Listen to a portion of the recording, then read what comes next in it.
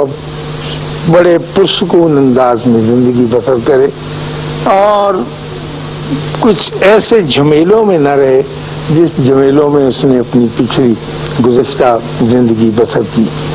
میں نے یہ دیکھا ہے کہ جو لوگ اللہ کے ساتھ دوستی لگا لیتے ہیں وہ بڑے مزے میں رہتے ہیں، اور بڑے چالاک لوگ ہوتے ہیں جو اللہ کے ساتھ دوستی لگاتے ہیں۔ ہم کو انہوں نے بتایا ہوتا ہے کہ آپ ادھر اپنے دوستوں کے ساتھ دوستی رکھیں، اور خود بیچ میں سے نکل کر اللہ کو یار بنا لیتے ہیں۔ ان کے اوپر کوئی تکلیف، کوئی بوجھ، کوئی پہاڑ گرتا نہیں ہے۔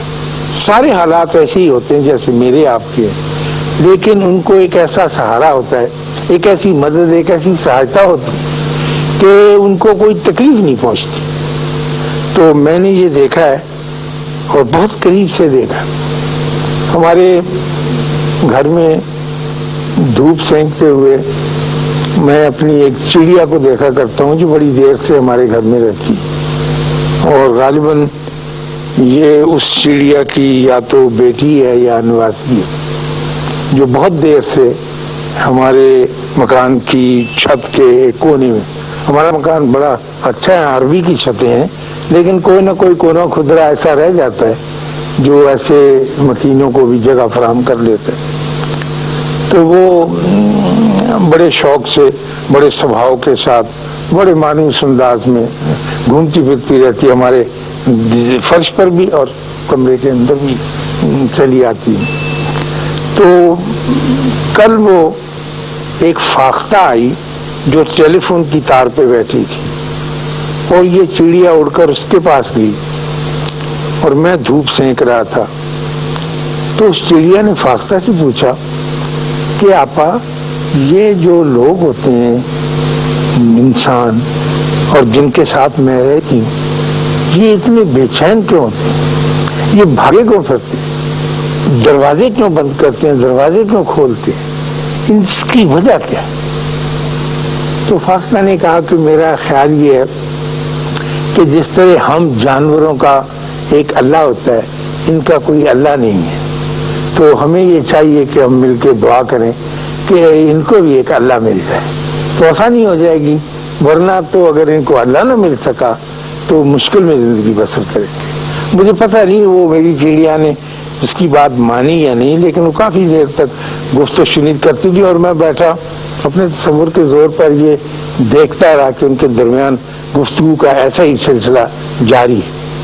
تو ہم کسی وجہ سے، یعنی کوئی ہمارا اتنا بڑا قصور بھی نہیں ہے، ہم کمزور لوگ ہیں، ہماری دوستی اللہ کے ساتھ ہو نہیں سکی۔ جب میں ایسی بات محسوس کرتا ہوں یا سنتا ہوں تو پھر اپنے بابوں کے پاس بھاگتا ہوں۔ میں نے بابا جی سے کہا کہ جی میں اللہ کا دوست بننا چاہتا ہوں، اس کا کوئی ذریعہ اس تک پہنچنا چاہتا ہوں، یعنی میں اللہ والے لوگ کی بات نہیں کرتا، سیدھی دوستی جیسے میری آپ کی اپنے اپنے دوستوں کے ساتھ ہے۔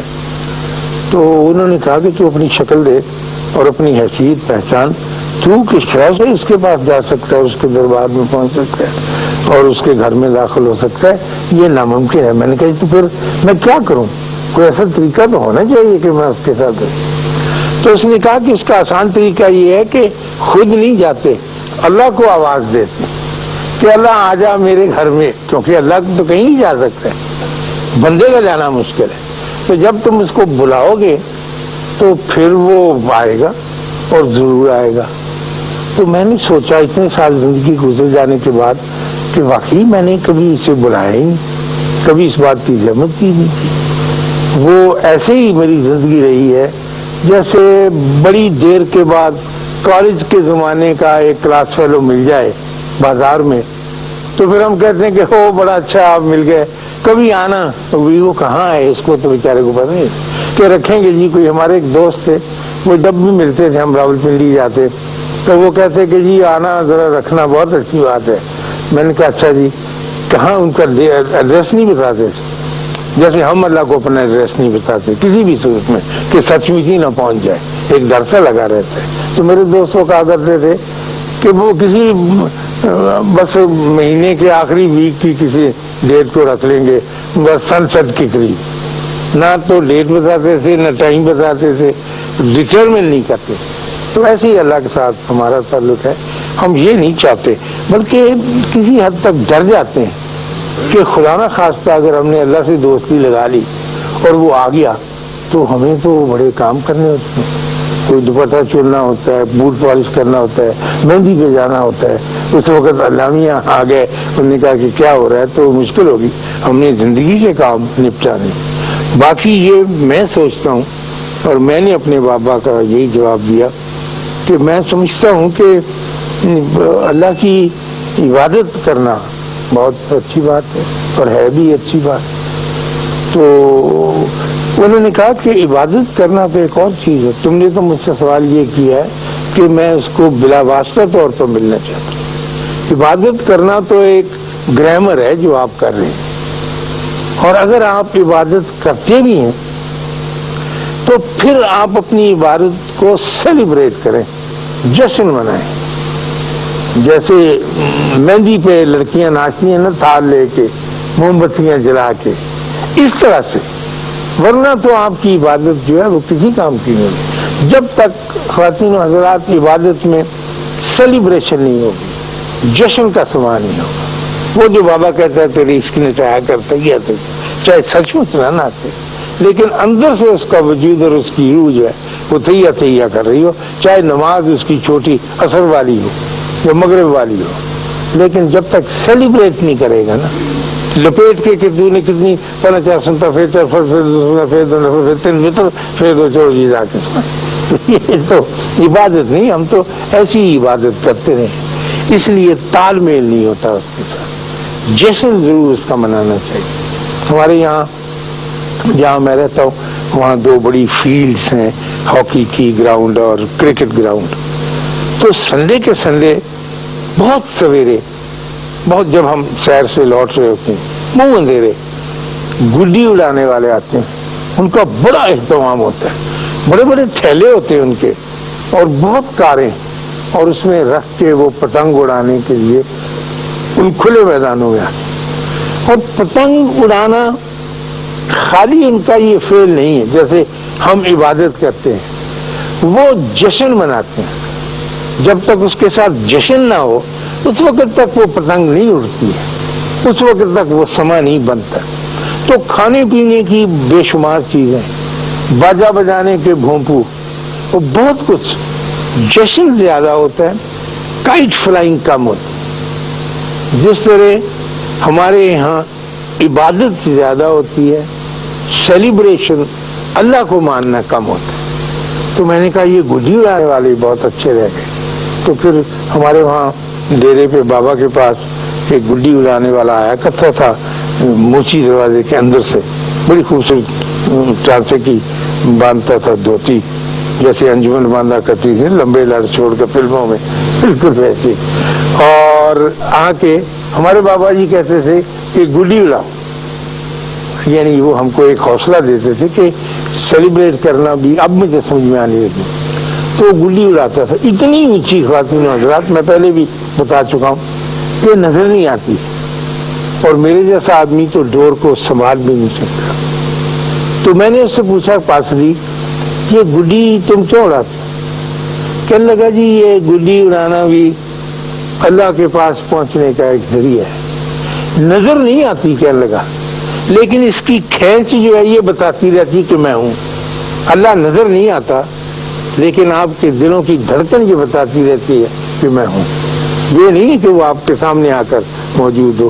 تو اس کا بھی ایک عجیب سا ہمیں فن معلوم ہو. میرے ریڈیو میں ایک ہمیں ملی تھی اسائنمنٹ, وہ یہ کہ پتہ کریں چھوٹے دکانداروں سے کہ وہ کس طرح کی زندگی بسر کرتے. دکانداروں سے کم, چھابڑی فروشوں سے زیادہ. یہ کچھ دیر کی بات ہے. تو میں گیا, بہت سے چھابڑی فروشوں کو انٹرویو کیا, ان سے حال معلوم کیے. پیسے کا ہی سارا اونچ نیچ ہے, اور ہم جب بھی تحقیق کرتے ہیں یا تحلیل کرتے ہیں یا انالیسس کرتے ہیں تو اکنامکس کی بیس پر ہی کرتے ہیں. کہ کتنے امیر ہیں کتنے غریب ہیں، کیا پرسنٹیج ہے، کس ریشو کے ساتھ زندگی بسر کر رہے ہیں، کیا ان کے مسائل ہیں۔ تو دلی دروازے کے باہر آپ لوگوں میں سے جنہوں نے دیکھا ہے دلی دروازہ، وہاں اس کے باہر ایک آدمی کھڑا تھا، نوجوان 30-32 برس کا ہوگا، اور وہ سنگھاڑے بیچ رہا تھا۔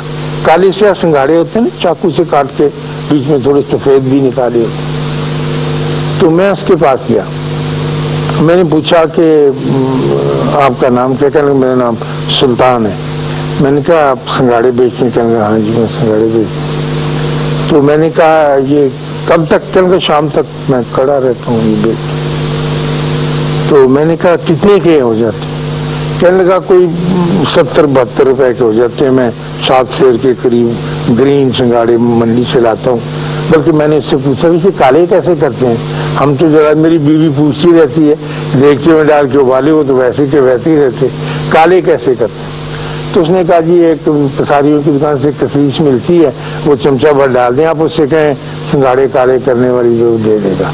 جب اس نے یہ بات کی تو میں نے کہا یہ اندر کے بھید بتانے والا آدمی اور کچھ چیز پوشیدہ نہیں رکھتا، کھلی نیت کا آدمی ہے، یقیناً یہ ہم سے بہتر انسان ہے۔ تو میں نے کہا جب آپ 70-72 روپے روز کے بنا لیتے ہیں تو آپ وہ پیسے کیا کرتے ہیں؟ کہنے لگا میں جا کے رضیہ کو دے دیتا ہوں۔ میں کہا رضیہ کون؟ کہتا رضیہ میری بیوی۔ میں نے کہا اتنی محنت سے پیسے کماتے، شرم کرو، سارے کے سارے اسے۔ کہنے لگا جی اسی کے ہی کماتے ہیں، مجھے تو سمجھ نہیں کہ کوئی۔ اللہ کہتا ہے نا قرآن میں کہ یار رجال قوامون علی النساء، یہ جو مرد ہوتے ہیں یہ عورت کے پرووائڈر ہیں، قوامون ہیں، ان کا فرض ہے کہ پھر۔ تو میں نے کہا اچھا تم بیچ میں سے کچھ ہی کرتا نہیں؟ جی مجھے کبھی ضرورت نہیں پڑی، میں نے رکھا ہی نہیں۔ تو میں نے کہا رضیہ کہاں ہے اس وقت؟ کہنے لگا حالانکہ مجھے انٹرویو تو اور کرنا چاہیے تھا، مجھے اس میں ایسی دلچسپی پیدا ہوئی، اتنا خوبصورت آدمی تھا انسائٹ کہ میں نے کہا کہنے لگا جی رضیہ کہیں بازار وغیرہ گئی ہوگی، اس کی 2 سہیلیاں اور تینوں صبح سویرے نکل جاتی ہیں بازار، تو وہاں پھرتی چلتی ہیں، کبھی کبھی وہ لگواتی ہیں گلوکوز، ان کو شوق۔ مجھے بعد میں پتہ چلا کہ اندرون شہر کی عورتیں جب بعد میں گلوکوز ایک بڑی اچھی سی چیز لگتی ہے ان کو کہ اس سے تقویت آئے گی، تو کمپاؤنڈر سے لگواتی تو 3-4 گھنٹے میں ڈرپ ختم ہو جاتی، تو وہ ہے۔ میں نے کہا اچھا تو تم خوش ہو اس کے ساتھ؟ کہنے لگا ہاں جی۔ کہنے لگا